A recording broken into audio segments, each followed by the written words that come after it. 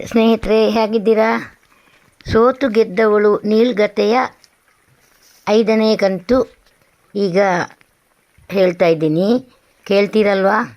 ಕೇಳಿ ತಮ್ಮ ಅಭಿಪ್ರಾಯ ತಿಳಿಸಿ, ಕಮೆಂಟ್ ಮಾಡಿ ಹಾಗೂ ಸಬ್ಸ್ಕ್ರೈಬ್ ಮಾಡೋದನ್ನು ದಯವಿಟ್ಟು ಮರಿಬೇಡಿ. ಪ್ರೋತ್ಸಾಹಿಸಿ ಪ್ಲೀಸ್. ಇನ್ನೀಗ 5ನೇ ಕಂತು ಕತೆ ಹೇಳೋಣವೇ? ಸರೋಜಳ ನೆನಪಿನಲ್ಲೇ ಮೈ ಬಿಸಿಯೇರಿತ್ತು ರಾಯರಿಗೆ. ವಯಸ್ಸು 52 ಆದರೂ ಅವರ ಜೀವದ ಉತ್ಸಾಹ ತರುಣರನ್ನೂ ನಾಚಿಸುವಂತಿತ್ತು. ರಾಯರ ಮಡದಿ ಸುಮಿತ್ರಾ ಅಂತೂ ಗಂಡನನ್ನು ಮುಟ್ಟುವುದಕ್ಕೂ ದಿನಗಳಿಗೆ ಚೆನ್ನಾಗಿರಬೇಕು ಎಂಬ ಜಾಯಮಾನದಾಕೆ. ಈಗಂತೂ ಹೇಳುವುದೇ ಬೇಡ. ಛೀ, ಅಸಹ್ಯ. ಮಕ್ಕಳು ನಮ್ಮೆತ್ತರ ಬೆಳೆದು ನಿಂತಿದ್ದಾರೆ, ಇನ್ನೂ ಇದೆಲ್ಲ ಬೇಕಾ? ಚೆಚೆ, ನನ್ನಿಂದಂತೂ ಸಾಧ್ಯವಿಲ್ಲಪ್ಪ ಎಂದು ದೂರವೇ ಉಳಿಯುತ್ತಿದ್ದರು. ಆದರೆ ಸರೋಜ ಆಕೆ ತುಂಬ ಉತ್ಸಾಹದಿಂದ ಸುಖ ಕೊಟ್ಟು ತಾನೂ ಪಡೆಯುತ್ತಿದ್ದಳು. ಅವಳದೇ ಸವಿ ನೆನಪಿನಲ್ಲಿ ಮುಳುಗಿದ್ದ ರಾಯರನ್ನು ಫೋನಿನ ಸದ್ದು ಎಚ್ಚರಿಸಿತು. ರಿಸೀವರ್ ಎತ್ತಿ, ಹಲೋ, ಯಾರು ಬೇಕಾಗಿತ್ತು? ಯಾರು ಮಾತಾಡ್ತಿರೋದು ಎಂದರು. ನಾನು ಮಾವಯ್ಯ. ಕಿಲ ನಗುವಿನ ಧ್ವನಿ. ಏನಮ್ಮ, ಯಾರು ನೀನು? ಏಕೆ ಹೀಗೆ ಡಿಸ್ಟರ್ಬ್ ಮಾಡ್ತೀಯಾ ಎನ್ನುತ್ತಾ ರಿಸೀವರ್ ಕೆಳಗೆ ಇಡಲು ಉದ್ಯುಕ್ತರಾದರು. ಆಗ ತಾಕಿತು ಕಿವಿಗಳಿಗೆ ಹರಿತ ಧ್ವನಿ. ಕರೋಡಪತಿಗಳಾದ ಮಾನ್ಯ ಜನಾರ್ದನ ರಾಯರೇ, ಫೋನ್ ಇಡಬೇಡಿ.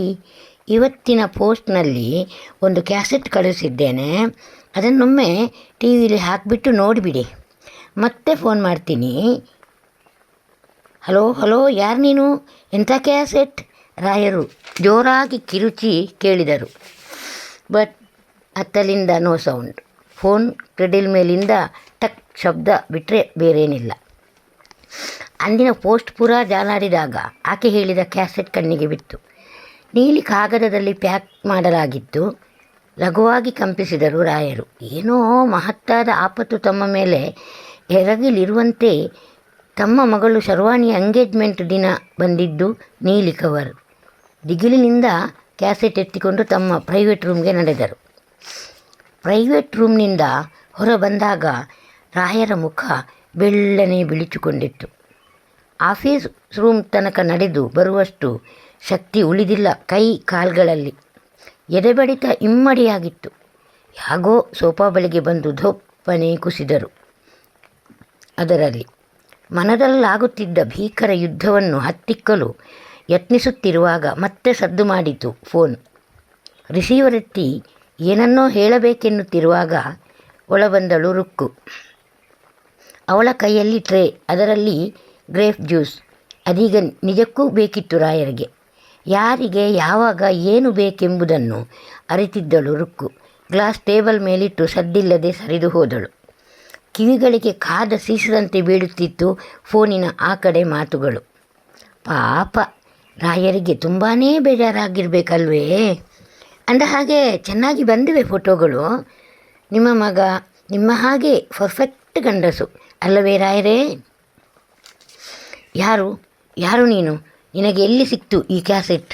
ಇದನ್ನು ನನಗೆ ಕಳುಹಿಸಿದ ಉದ್ದೇಶವೇನು? ನೇರವಾಗಿ ಹೇಳು. ಸುತ್ತು ಬಳಸು ಮಾತು ಬೇಡ, ಗಂಭೀರವಾಗಂದರು ರಾಯರು.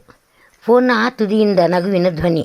ಸುತ್ತು ಬಳಸಿ ಮಾತನಾಡಿ ಟೈಮ್ ವೇಸ್ಟ್ ಮಾಡೋದಕ್ಕೆ ನನಗೂ ಇಷ್ಟವಿಲ್ಲ ರಾಯರೇ. ಅಂದಹಾಗೆ ನಿಮ್ಮ ಮಗ ಅವನ ಗೂಂಡಾ ಗುಂಪು ಮಾಡಿದ ರೇಪ್ ಆ್ಯಂಡ್ ಮರ್ಡರ್ ಸೀನ್ ಸರಿಯಾಗಿ ನೋಡಿದ್ರಾ? ಅದು ನಿಮ್ಮ ಮಗನೇ ಹೌದು ಎಂದು ನಿಮಗೆ ನಂಬಿಕೆ ಬಂತೆ? ಇದೀಗ ರಾಯರ ತಾಳ್ಮೆ ಹತೋಟಿ ತಪ್ಪಿತು. ಯೂ ಡರ್ಟಿ ಬಿಚ್, ಎದುರಿಗೆ ಬಂದು ಮಾತನಾಡು. ನಿನ್ನ ಜೀವಂತ ಹೂತು ಬಿಡ್ತೀನಿ. ನನ್ನ ಜೊತೆ ಹುಡುಗಾಟ ಆಡ್ತೀಯಾ? ಕಟಕಟನೇ ಹಲ್ಲು ಕಡಿಯುತ್ತಾ ಗುಡುಗಿದರು ರಾಯರು. ಫೋನಿನ ಆ ತುದಿಯಿಂದ ಇದಕ್ಕಿಂತಲೂ ಹರಿತವಾದ ಮಾತು. ಲೋ ಮುದಿಯ, ನನ್ನ ಬಿಚ್ಚಂತೀಯ? ಇಷ್ಟಕ್ಕೆ ಮುಗೀತು ಅನ್ಕೋಬೇಡ. ನೋಡು, ಒಳ್ಳೆ ಮಾತಿನಲ್ಲಿ ಹೇಳ್ತಿದ್ದೀನಿ ಕೇಳು. ಶುಕ್ರವಾರ ರಾತ್ರಿ 50 ಲಕ್ಷ ಕ್ಯಾಶ್ ನನಗೆ ಬೇಕು.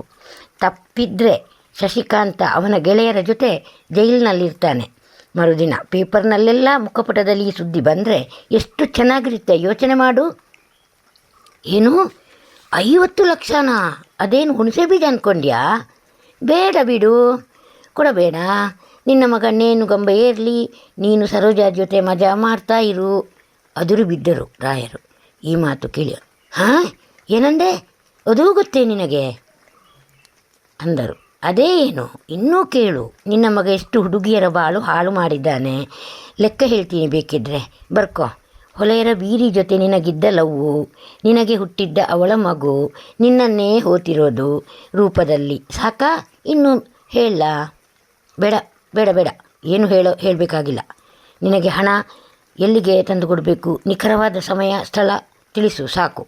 ಫೋಟೋ ನೆಗೆಟಿವ್ಸ್ ನನಗೆ ಕೊಟ್ಟು ವ್ಯವಹಾರ ಮುಗಿಸಿಬಿಡು ಎಂದರು ರಾಯರು. ಅದೀಗ ಬುದ್ಧಿವಂತಿಕೆ. ಇನ್ನೂ 2 ದಿನಗಳಿವೆ. ಹಣ ಹೇಗೆ, ಎಲ್ಲಿ, ಯಾವಾಗ, ಯಾವ ಸಮಯಕ್ಕೆ ತರಬೇಕು ಅಂತ ಫೋನ್ ಮಾಡಿ ತಿಳಿಸ್ತೀನಿ. ಅತ್ತಲಿಂದ ಫೋನ್ ಡಿಸ್ಕನೆಕ್ಟ್ ಆಯಿತು. ರಾಯರೂ ಫೋನ್ ಕೆಳಗಿಟ್ಟರು. ರಾಯರಿಗೆ ನಿಂತಲ್ಲಿ ನಿಲ್ಲಲಾಗದು. ರೂಮಿನ ಉದ್ದಕ್ಕೂ ಶತಪಥ ಹಾಕತೊಡಗಿದರು. ಯಾರೀ ಹುಡುಗಿ? ಮಗನನ್ನು ತಾವು ಬೆಳೆಸಿದ ರೀತಿಯೇ ಸರಿಯಾಗಿಲ್ಲ ಎಂದು ಬಹಳ ತಡವಾಗಿ ಅರಿವಿಗೆ ಬಂತು ರಾಯರಿಗೆ.